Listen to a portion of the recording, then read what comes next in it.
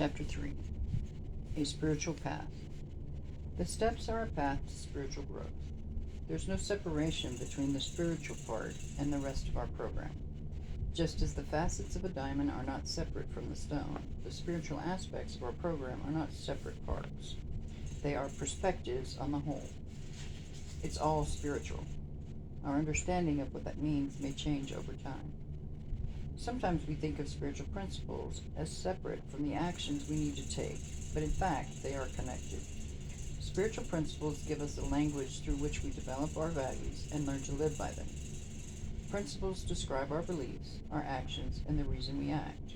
Our relationship to the principles we practice is creative. We learn from day to day to use them in new ways, in new combinations, to better express who we are and to help the people around us. When we understand them better, we are able to act more consistently with what we believe.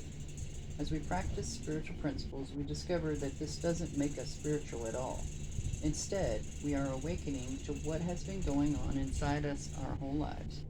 Spirituality is our natural state. Awakening to our spirituality. We are not the only people who have spiritual awakenings, but there is a particular awakening we experience as a result of working the steps. We awaken to our own spirituality. We are newly alive to the world around us. We see more clearly and feel more acutely, and that isn't always comfortable. Some of our members believe that the most important spiritual awakening occurs when we walk in the door of Narcotics Anonymous, and we spend the rest of our recovery trying to understand what happened. For others of us, awakening, like so much else in recovery, seems to happen in layers. The fog pulled back to where I could see how much fog there was, said one. Each time it pulls back, I see more on the horizon. I have a sense of how big it is and how much I still can't see. With a little luck, I'll be waking up more and more my whole life.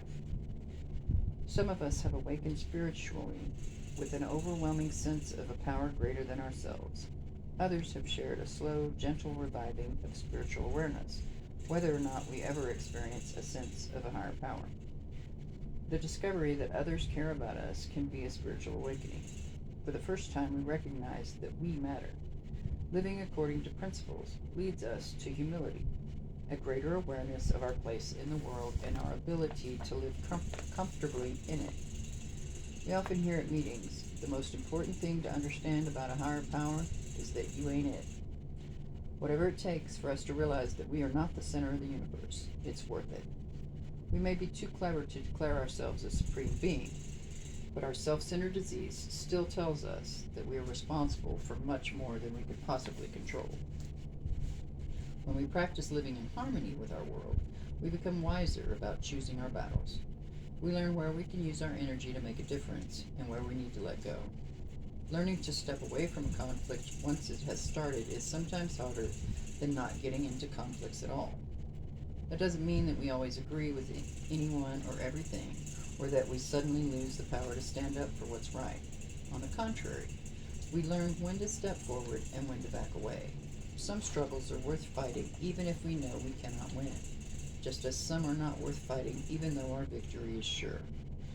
This is discernment, and it comes from our experience.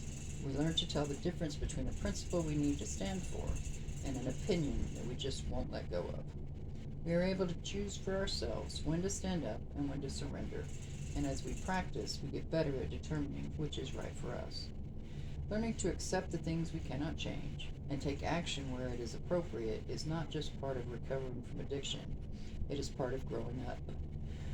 Many of us are like overgrown children, still wanting to have things our way without regard for anything else.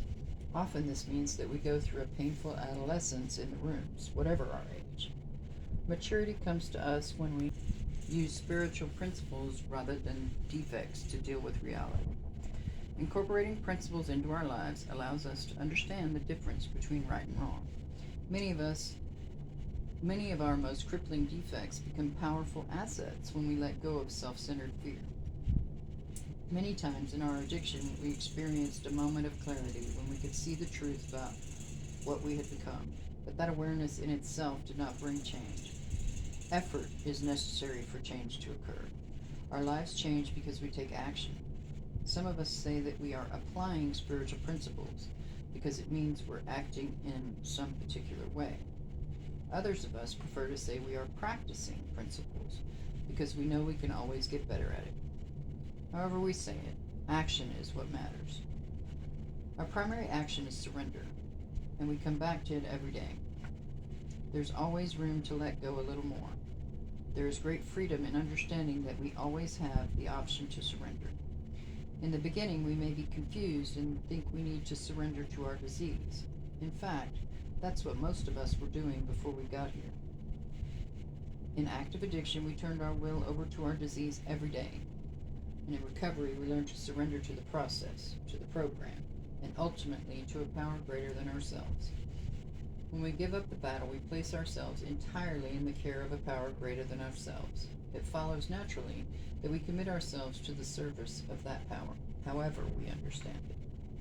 Surrender means having the open-mindedness to see things in a new way, as well as the willingness to live differently. When we open ourselves to new perspectives, we may find more questions where we had hoped to see answers. Each time we can see possibilities that had not occurred to us before, we gain a little more freedom. We are free to change our minds, to change our perspectives, and to change our lives.